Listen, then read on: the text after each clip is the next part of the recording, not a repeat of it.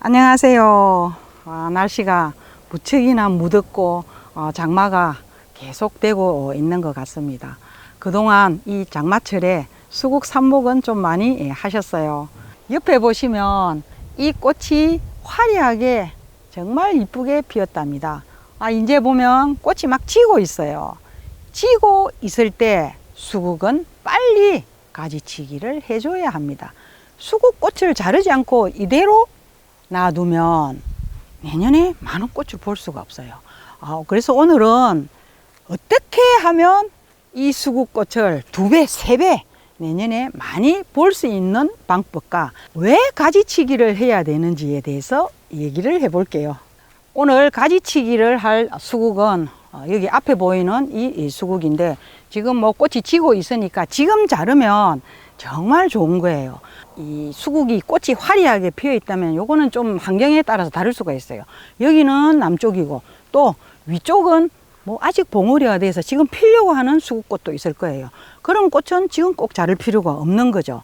그러니까 이쪽은 따뜻하다 보니까 거의 지금 다 지고 있는 상태예요.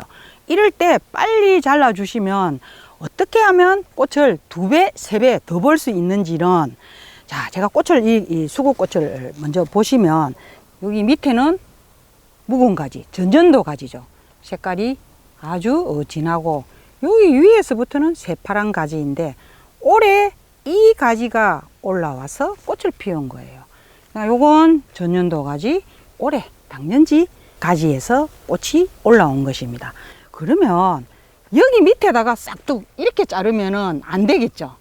올해 올라온 이 가지부터 이제 가지치기를 해야 되는데 마디가 몇 개 생겼는지 한번 세어 볼게요. 밑에서부터 하나, 둘, 셋, 넷, 다섯, 여섯, 일곱. 7개 올라와 가지고 이 꽃을 피웠습니다. 그러면 내년에도 또 자르고 나면 7, 8개의 마디를 형성하면서 위에 꽃을 피우겠죠. 그럼 이 꽃이 가지를 자르지 않는다면 내년에 여기 와서 꽃을 피우면 어떻게 될까요? 완전 땅바닥으로 들어 누워서 꽃이 전부 바닥으로 다 떨어지겠죠. 지금 보시면 장마에 지금 비가 너무 많이 와가지고 가지치기를 제가 정말 작년에도 많이 잘랐는데 밑에 쪽은 이렇게 벌써 이렇게 들어 누웠어요. 워낙 꽃을 많이 피우다 보니까 밑에 가지는 쭉 이렇게 지금 밑으로 내려갔는데, 그래서 아주 짧게 잘라줘야 되는 거예요. 2마디, 3마디에서 가지를 잘라줘야 또 내년에 7, 8마디가 올라가는 거죠. 그러니까 2마디에서 3마디를 남기면 요건 전년도 가지가 되고 내년에 3가지가 올라오면서 7, 8개 올라가서 꽃을 피우게 되는 겁니다. 그러면 제가 가지치기를 한번 해볼게요. 가지를 자르기 전에 가위는 소독을 하겠습니다. 알코올, 가산화수소, 알코올로 이렇게 많은 큰 수국을 꽃을 다 자를 건데 소독을 안 하면 또 혹시 균이 침입을 하게 되면 이 큰 수국이 가버릴 수도 있는 거잖아요. 자, 이렇게 알코올을 묻혀서 이렇게 닦아주면 이제 완전 소독이 되는 거죠. 여기는 묵은 가지, 여기서부터는 3가지, 1마디, 2마디, 2마디 위에 보면 새순이 뾰족하게 벌써 올라와 있어요. 그러면 여기 위에 저는 자를 건데 자르고 나면 이 새순이 바로 올라오는 거죠. 자, 잘라볼게요. 여기서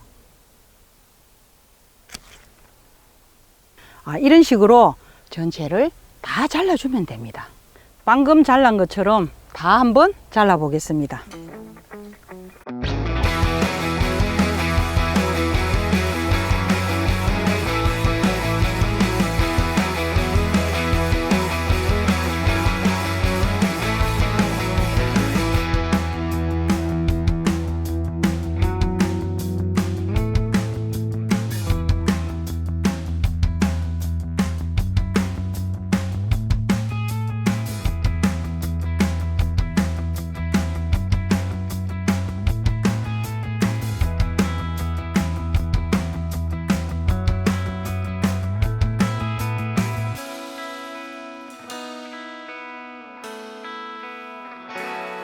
다 자르고 나니까 시원해졌어요. 수국밭이 이제 조성한 지가 5년이 되고 보니까 옆에 수국도 붙어가지고 제가 이쪽 건지 저쪽 건지 구분이 가지 않았어요. 이 수국은 정말 성장 속도가 너무 빨라서 5, 6년이 되면 이렇게 다 붙어버린답니다. 다 자르고 나니까 이 수국이 어마어마하게 지금 나왔죠. 이건 다시 삽목을 하면 됩니다. 지금 삽목 시기가 아주 좋잖아요. 저는 이제 수국을 거의 삽목을 다 했어요. 그래서 올해 삽목은 더 하지 않을 건데, 이제 2배로 꽃을 보는 법, 3배로 꽃을 보는 법은 어떻게 하면 2배, 3배를 볼 수 있는지. 자, 보세요.